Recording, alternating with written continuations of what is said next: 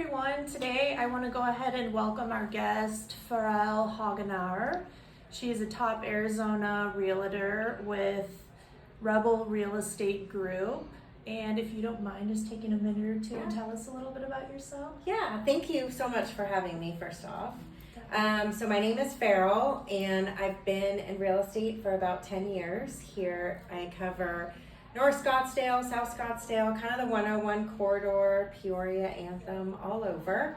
But I have over 30 years of sales and marketing experience. So I got a degree in journalism and PR. So I've done PR and small business marketing for a lot of years, and real estate has always been in my blood. My dad was a home builder, my mom was an interior designer, so it was just kind of a natural progression. I have a hubby and an 18-year-old son that plays hockey in Connecticut, so far away, and a 21-year-old daughter who is a senior at San Diego State, which is insanity to me, but that's me. I love it.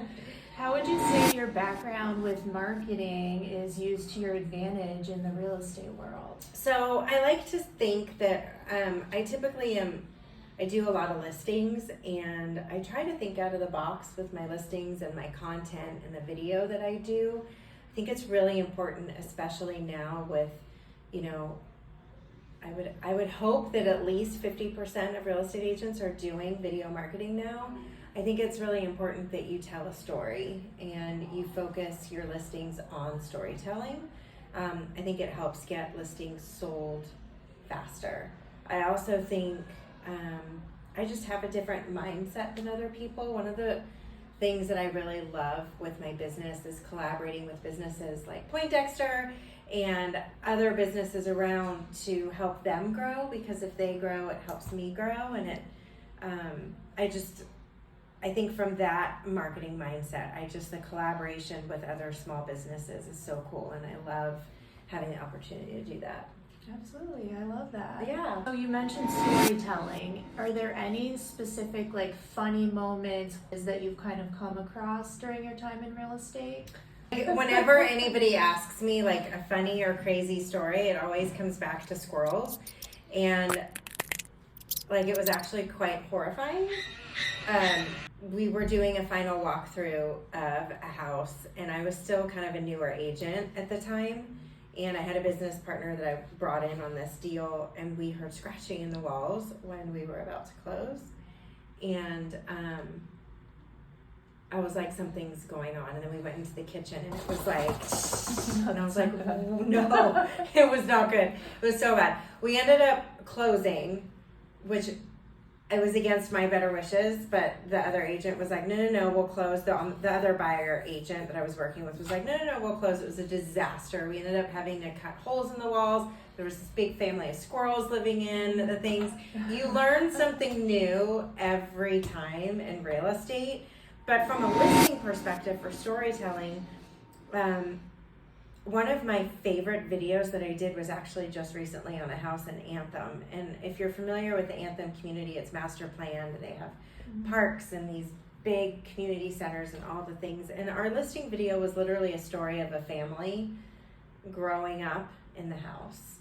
And it was really cool. And it got a lot of views, and people really liked it, and the clients really liked it. And it was just really fun, and it evoked emotion. I think in real estate, especially now, if evoking emotion is a really big part of our business when you're trying to sell something, especially. Yeah, for sure. Yeah. So your name is Rebel Real Estate Group. How did you come up with that, and how would you say that plays to your advantage when you're marketing yourself in the real estate industry? It's a good question. So I used to brand myself as Lovely Homes. Very big into hearts, and I just thought it was a little too, I don't know, I just wasn't vibing with it, and I wanted to have something that packed a little bit more punch. Yeah, a little edge. Yeah, I like to consider myself a little edgy. I drive a black Jeep. I like driving through the desert, and I just thought it kind of conveyed a little bit of uniqueness. I like to consider myself down to earth. I'm not a stuffy person. What you see is what you get. And I'm not scared to take risks with listings. Sometimes or buyers. I'm not scared to negotiate hard. I'm not scared to pull punches.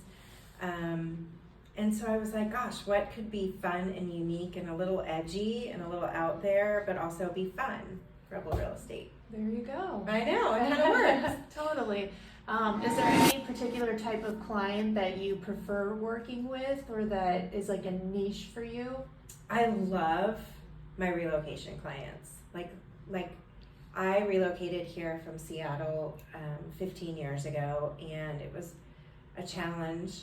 We had a great real estate agent, but she didn't totally listen to everything. And I feel like when you're relocating from another part of the country, you need to know anything and everything. And so I love just diving deep into those relationships. And I feel like those are the clients that I relate to the most, because I've been through it and I work really hard to establish relationships and connections with them. So yeah, so my relo clients are my favorite. I love all my clients.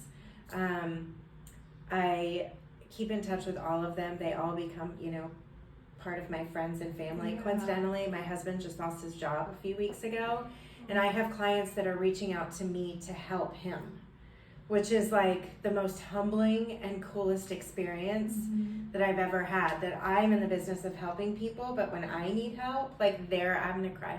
They're actually coming out to help me too, which I don't know. I think that's badass. That is. I know. Beautiful. You built a community. I've That's tried cool that really, your really clients hard stay to- in touch with you. I've tried really hard to build a community. It's really important to me.